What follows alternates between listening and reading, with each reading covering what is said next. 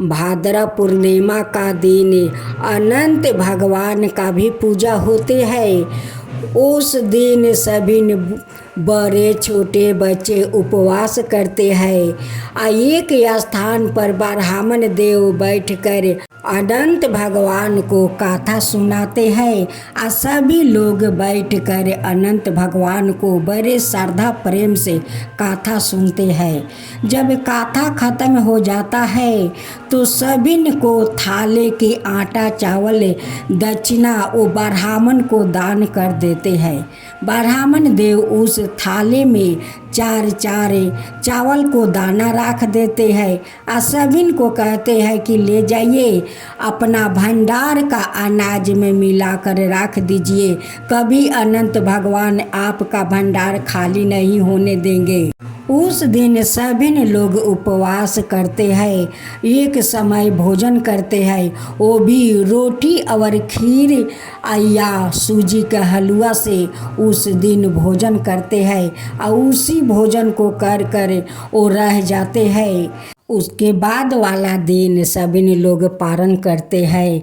अनंत भगवान एक ऐसा भगवान है कि वो कभी किसी को दुख तकलीफ नहीं देते हैं, उसलिए उनकी व्रत करना जरूरी होता है, उनकी कथा सुनना जरूरी होता है। कथा सुनने से अनंत भगवान बहुत प्रसन्न होते हैं। उस थाला में एक धागा रहता है, जो धागा जब उपवास लोग भोजन करते हैं एक समय, वो पहले अनंत भगवान को अग्रासन निकालते हैं, धूपकाठी बारते हैं, उसका बाद पानी को अछरूंग करते हैं। अछरूंग करने के बाद वहाँ माथा टेक कर अनंत भगवान को प्रणाम करते हैं। तब जाकर उस धागे को हाथ में बांधते हैं, तब जाकर वो भोजन करते हैं। उस दिन वो धागा बांधना बहुत ज़रूरी होता है। उस धागे में अनंत भगवान का कृपा होता है। उसी धागा के कारण अनंत भगवान सभी को रक्षा भी करते हैं। उसलिए उस धागा को अपना हाथ में बाएं हाथ में बांधकर तब जाकर वो भोजन करते हैं। वही अनंत भगवान है, वही सत्यनारायण भगवान है, वही विष्णु भगवान है, वही कृष्णा भगवान है। अनंत भगवान को ना जाने उनकी कितना रूप है, एक एक रूप में उनकी पूजा होता है। तो साथियों, उस दिन अनंत भगवान को पूजा जरूर करिए, लेकिन हाँ, ब्राह्मण देव को दान करना मत भूलिए। उस दिन ब्राह्मण देव को दान जरूर करिए, क्योंकि उस दिन का दान में भगवान सभी भगवान बहुत खुश होते हैं। ज़्यादा करके अनंत भगवान और सत्यनारायण भगवान दान करने से बहुत प्रसन्न होते हैं। उनकी घर में कभी कुछ का कमी नहीं होने देते हैं, इसलिए उस दिन दान करना बहुत ज़रूरी है। भाद्र पूर्णिमा के दिन ये अनंत भगवान का पूजा होता है। तो एक बार अनंत भगवान को सभी मिलकर जयकारा लगाते हैं। अनंत भगवान की जय, सत्यनारायण भगवान की जय। आज आप सुने अनंत चतुर्थी व्रत कथा। एक बार महाराज युधिष्ठिर ने राजसूय यज्ञ किया। उस समय यज्ञ मंडप का निर्माण सुंदर तो था ही, अद्भुत भी था। वो यज्ञ मंडप इतना मनोरम था कि जल और थल की विभिन्नता प्रतीत ही नहीं होती थी। जल में स्थल और स्थल में जल की भांति प्रतीत होती थी। बहुत सावधानी करने पर भी बहुत से व्याकृत उस अद्भुत मंडप में धोखा खा चुके थे। एक बार कहीं से टहलते टहलते दुर्योधन भी उस जग मंडप में आ गया और एक तालाब को स्थल समझे उसमें गिर गया। द्रौपदी ने यह देख कर अंधों की संतान अंधी कहकर उनका मजाक किया। उसे दुर्योधन चिढ़ गया। यह बात उसके हृदय में बाण समान लगी। उसके मन में दुष्ट उत्पन्न हो गया और उनसे पांडवों से बदला लेने की ठान लिया। उसके मस्तिष्क में उस अपमान का बदला लेने के लिए विचार उपजने लगे। उसने बदला लेने के लिए पांडवों को धूत कीड़ा में हार कर उस अपमान का बदला लेने की सोची। उसने पांडवों को जुए में पराजित कर दिया। पराजित होने पर प्रतिज्ञा अनुसार पांडवों को 12 बरस के लिए वनवास भोगना पड़ा। वन में रहते हुए पांडवों अनेक कष्ट सहते रहे। एक दिन भगवान कृष्णा जब मिलने आए तब युधिष्ठिर ने उनसे अपना दुख कहा और दुख दूर करने का उपाय पूछा। तब श्री कृष्णा ने कहा, हे युधिष्ठिर, तुम विधि पूर्वक अनंत भगवान का व्रत करो।